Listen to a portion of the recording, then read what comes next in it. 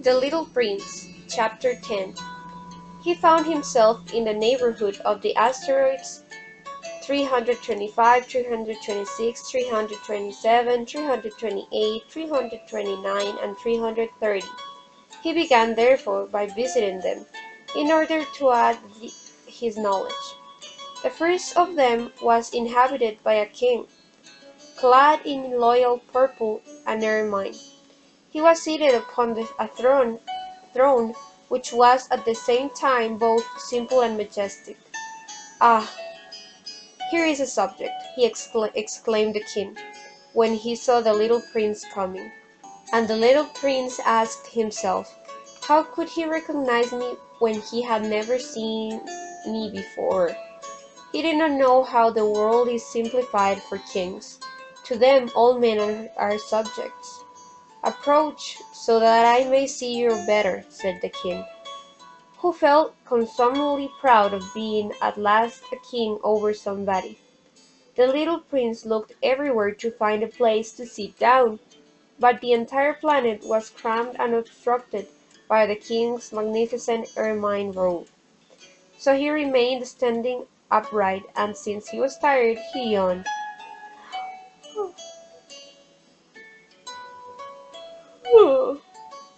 "It is contrary to etiquette to yawn in the presence of a king," the monarch said to him. "I forbid you to do so." "I can't help it. I can't stop myself," replied the little prince, thoroughly embarrassed. "I have come on a long journey, and I have had no sleep." "Ah, then," the king said, "I order you to yawn. It is years since I have seen anyone yawning.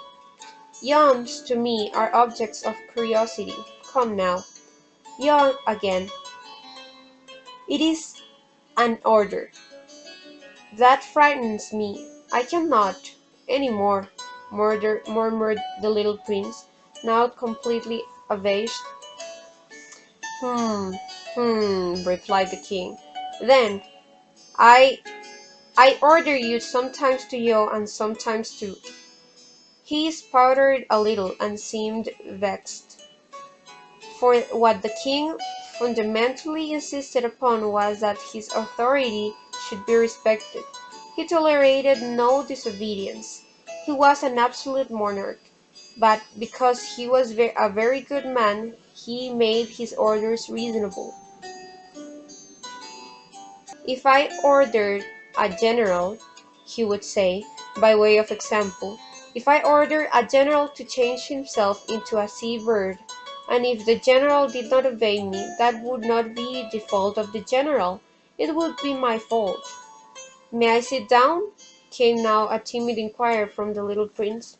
"I order you to do so," the king answered him, and majestically gathered in a fold of his ermine mantle. But the little prince was wondering. The planet was tiny. Over what could this king really rule? Sire," he said to him, "I beg that you will excuse my asking you a question." "I order you to ask me a question," the king hastened to assure him. "Sir, over what do you rule?" "Over everything," said the king with magnificent simplicity. "Over everything?" The king made a gesture which took in his planet, the other planets, and all the stars. "Over all that?" asked the little prince. "Over all that," the king answered.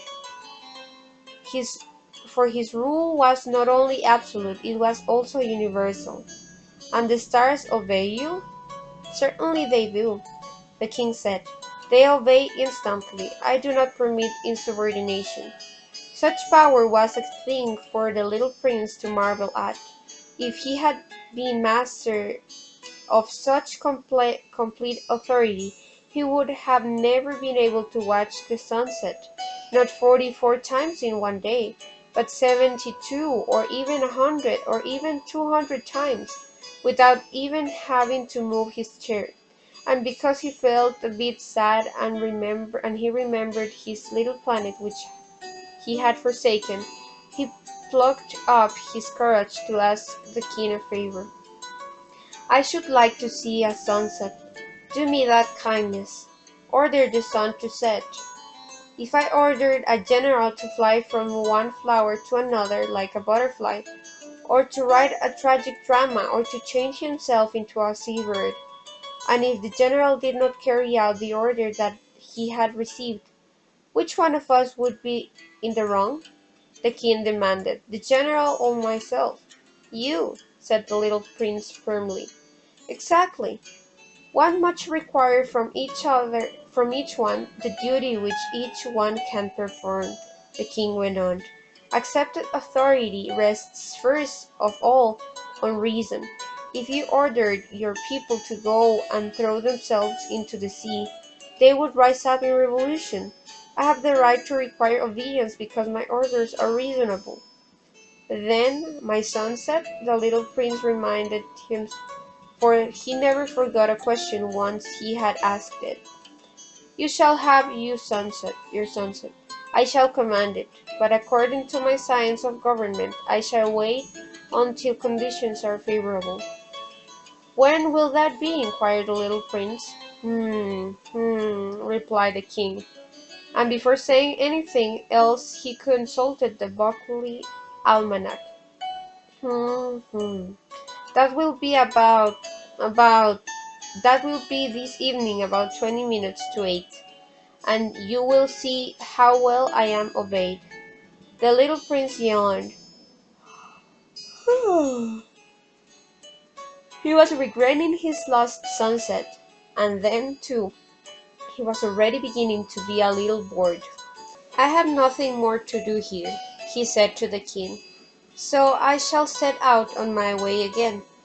Do not go, said the king, who was very proud of having a subject. Do not go. I will make you a minister. Minister of what? Minister of justice. But there is nobody here to judge. We do not know that, the king said to him.